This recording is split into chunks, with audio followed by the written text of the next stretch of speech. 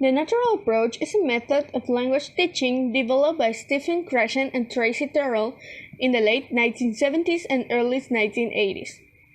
It aims to foster naturalistic language acquisition in a classroom setting, and to this, it emphasizes communication and places the increased importance of conscious grammar study and explicit correction of student errors.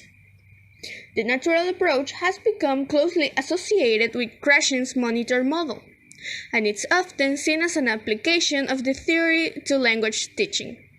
Despite this perception, there are some differences with particularly Terrell's view that some degree of conscious grammar can be beneficial. The syllabus focuses on activities which Terrell see as promoting subconscious language acquisition. He divides these activities into four main areas.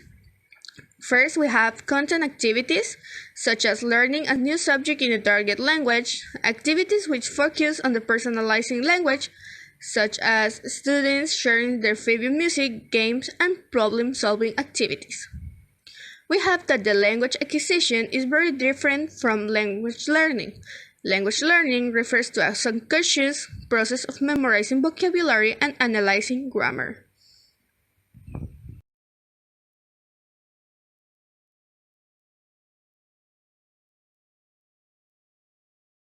According to Krashen, conscious learning operates only as a monitor or editor that checks the output of what has been acquired.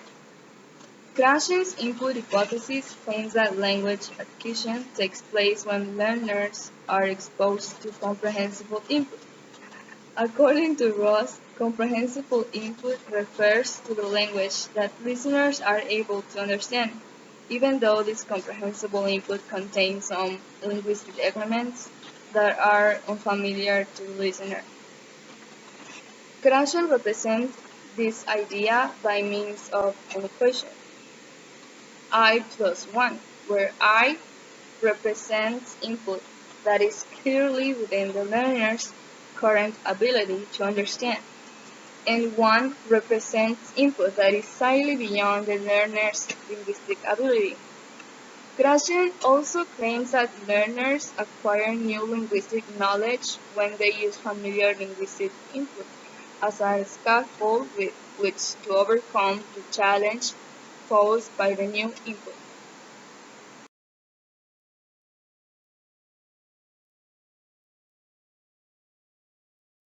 Now I'm going to talk about grammatical structures. This grammatica is the by learners acquired and they need. And when we are ready to so important postulate, it's important to remember that Krashen invented something called the silent period.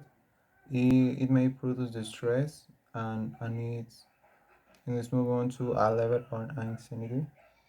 This is was said by period and explained as period during with the students and they acquire the language knowledge by listening and understanding as opposed to learning through this.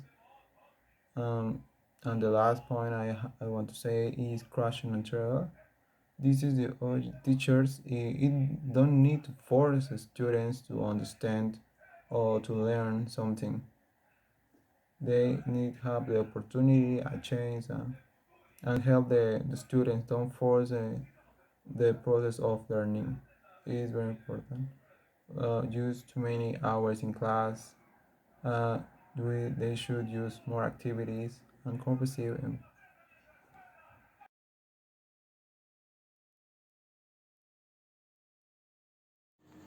My name is Elmer. I'm going to talk about the student emotional state greatly influence the language acquisition process.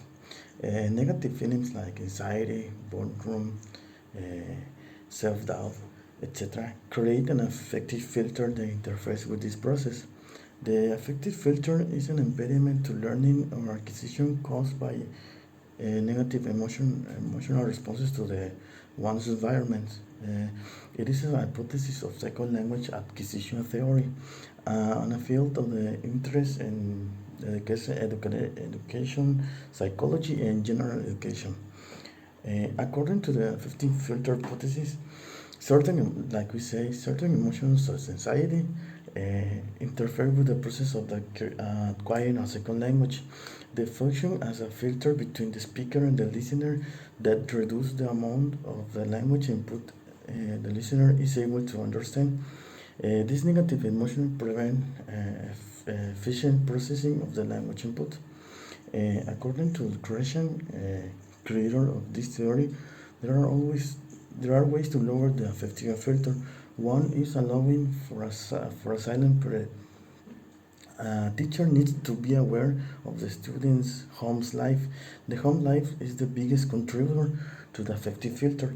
It is also important to take it note that those who are learning English for the first time in the USA have many hurdles to get over.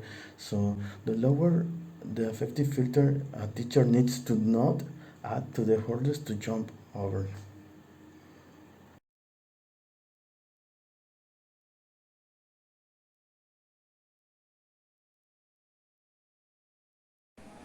And the use of L1 in the L2 classroom correction theories.